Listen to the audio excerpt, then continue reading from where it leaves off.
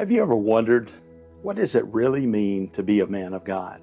Some people think it means you've got to be the toughest guy in the room, while others, they think it's about never crying, never showing weakness, or being able to quote the Bible from Genesis to Revelations. But here's the thing, that's not the picture the Bible paints. Before we get started, take a quick second to tap that subscribe button and hit the like button, and maybe even drop a comment that says, I'm in, let's do this together. So what is a man of God? I have 4 points that will help us to answer that question. The first one, misconceptions about a man of God. You know, society teaches us that manhood is about being strong, stoic, and untouchable. But when we look at Jesus, we see the opposite. John 11:35 said Jesus wept.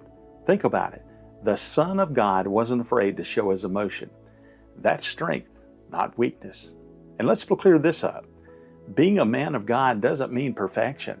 Romans 3:23 reminds us, for all have sinned and fall short of the glory of God. So even if you felt like you don't measure up, welcome to the club. A true man of God isn't the one who has it all together. It's the one who is real about his struggles and leans on God's grace daily. The second thing, integrity, doing right when no one is watching. Proverbs 10:9 says this, whoever walks in integrity walks securely, but whoever takes crooked paths will be found out. Integrity is the backbone of godly character. I want you to think of it like this.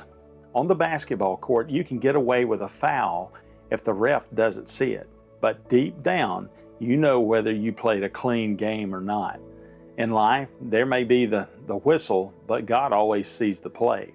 Luke 16:12 says, whoever can be trusted with very little can also be trusted with much. Integrity isn't about the spotlight moments. It's about the little choices when nobody else is watching. And those little choices build a secure life.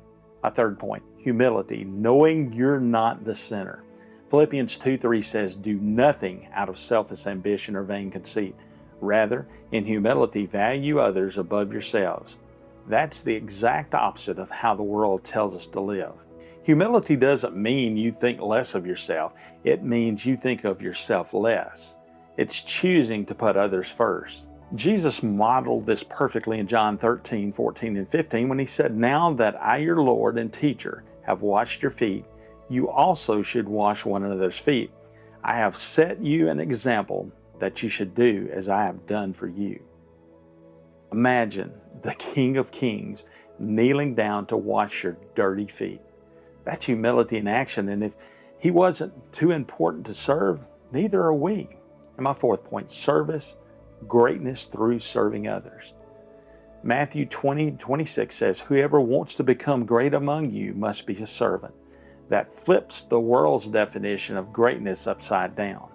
The world says this, greatness is about power, it's about wealth and recognition. But Jesus says it's about service. Galatians 5:13 reminds us, serve one another humbly in love. You know, I knew a small town pastor who lived this out. He wasn't just known for preaching. He was known for showing up, visiting the sick, helping neighbors fix roofs, sitting and listening when people needed a friend. His influence didn't come from a title, it came from service. And here's the lesson. Greatness doesn't come from how many people serve you, but from how many people you serve. So to sum it all up, so let's tie it all together. What defines a real man of God? First, integrity. Proverbs 10:9 says, living right when no one is watching. Humility. Philippians 2:3, putting others first. Service. Matthew 20:26, true greatness is serving others.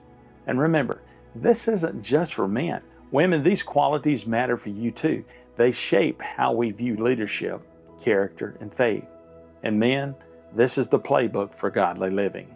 If this spoke to you today, don't just scroll past. Take a second to hit the subscribe button. Give this video a like and share it with a friend who needs encouragement. And I want to ask you, drop a comment below. Which of these qualities, integrity, humility, or service, do you need?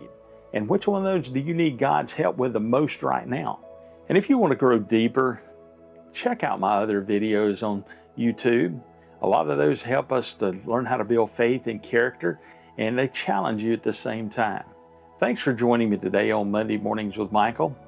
And remember, greatness isn't about power, it's about serving. Live with integrity, walk with humility, and lead with love. I'll see you next week on Monday Mornings with Michael.